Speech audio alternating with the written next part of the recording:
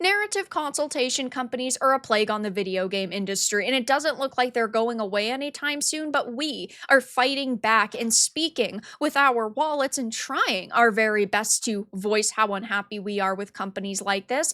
And recently there was a online summit done with Black Girl Gamers, Sweet Baby Inc., and The Verge, where they talked about the quote toxic side of gaming culture, and it's very clear. They know that gamers are upset with them because they have now quadrupled down on this. I have a few different things to show off, but before I get into the topic, if you enjoy the content I create, check out the links in the description, join the community in my live streams, and consider supporting through Patreon or YouTube memberships. Now, this whole conversation was absolutely absurd. They talk about how they want individuals to be able to voice their opinions, they want people to have a voice, but yet they are silencing their critics at every single turn. Quickly, if you did not see this, I did another video on it. It will be linked down below, but Black Girl Gamers held an online summit that featured a panel with Kim Belair, the co-founder of Sweet Baby Inc., Ash Parrish, a reporter from The Verge, and Jayanne Lopez, the CEO of Black Girl Gamers. Now, of course, it's fine that they want to sit down and have a conversation, but the problem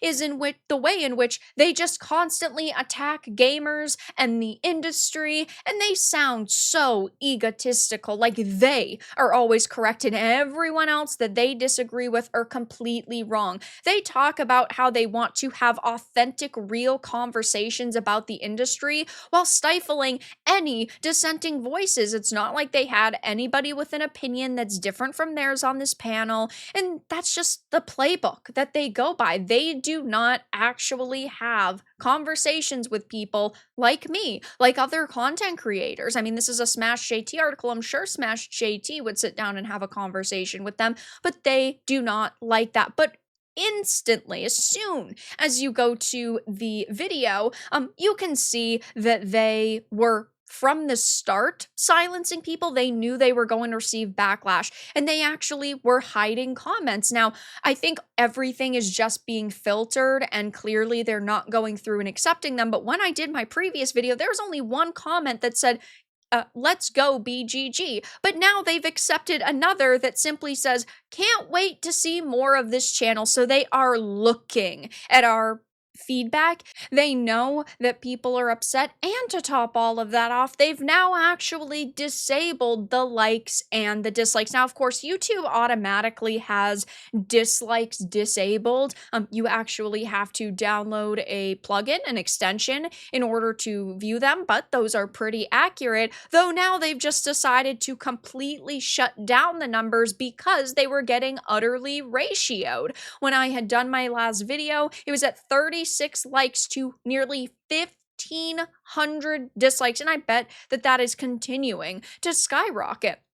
They are not allowing a space for gamers to actually discuss how unhappy they are. And now we're actually finding out that not only are they doing this and by disabling the likes and dislikes, but according to John F. Trent, who of course is over at That Part Place, said, I think they turned off the ability to embed the video in articles as well. They are desperate to get people to stop talking about the decisions they've made, the hiring practices they have, and just them in totality. Kim Belair is somebody who is generally disliked within the gaming industry. Same with Ash. I do not know much about Jayanne Lopez. I would assume that she is, judging by these clips, right on board with what is going on in the industry, and they want to attack anybody who they view as a threat, who is not following the ideologies that they are desperately trying to push in the industry.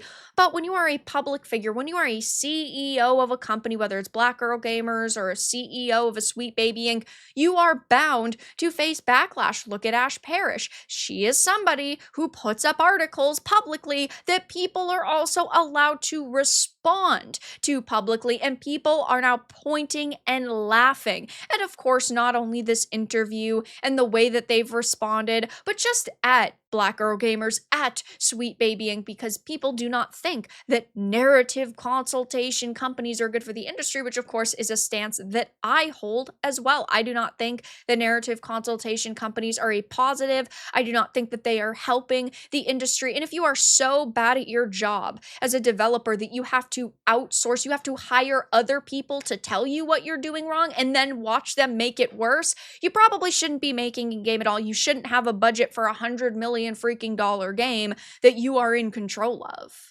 In this thread, people are commenting things like, I really hope SBI and all their ilk go bankrupt and are unable to operate. Anyone consulting with them is just asking for turning their game into garbage. And hilariously enough, we are actually seeing that. Take this, a Homeland Security funded anti-gamer organization recently announced that they need to raise $80,000, and when they posted it 25 days, now 24 days, or else they have to shutter their doors. They can no longer create these gamer hit pieces, and so long. Good riddance.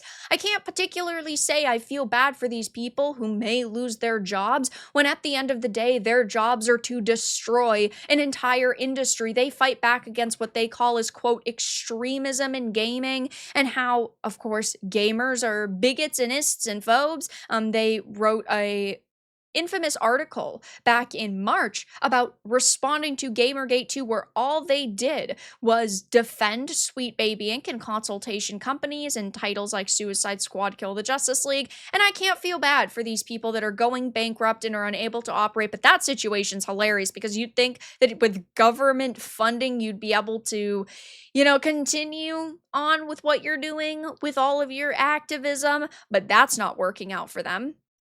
People are saying things like, I can't wait when SBI will close down. I will even drink on that one. The thing with a organization like SBI is that if they closed, those people would just go to other ones. It's not like we're going to have one day where Black Girl Gamers, Gamers X, and Sweet Baby Inc. all shut down. There's tons of narrative consultation companies in the industry now, sadly. So they might be split, those teams might be split, but they would go somewhere else and they would find a way to continue to push the narratives they want within the industry, which in my opinion is really sad. Of course, they're allowed to have their own opinions, but they're the wrong opinions. They are opinions that are severely damaging our industry, and that's why I talk about them on this channel, because I love video games. I want the industry to do better. I want every single game that comes out to be as amazing as an Elden Ring, a Ghost of Tsushima. I want them to be really fantastic, but you can't trust companies nowadays, and we get more trash than we get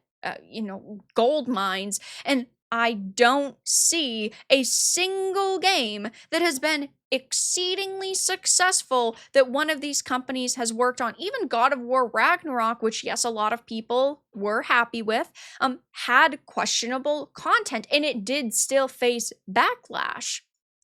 It's just a lose-lose with these people. They are providing nothing to the industry. All they are doing is making games worse. So, of course, right now, these people were initially sitting in their echo chamber, but they're doing their very best to silence anybody that they don't like. Initially, they were simply, not accepting comments. Now they're starting to accept them, but only positive ones, and they've disabled the likes and dislikes. Plus, we're finding out that they have made it so they've turned off the ability to embed the video in articles. They're trying so hard to make it so people can't talk about their BS, but that clearly isn't going to work. The Streisand effect will occur, and this is the internet. There are archives and links and re-uploads because the internet never forgets.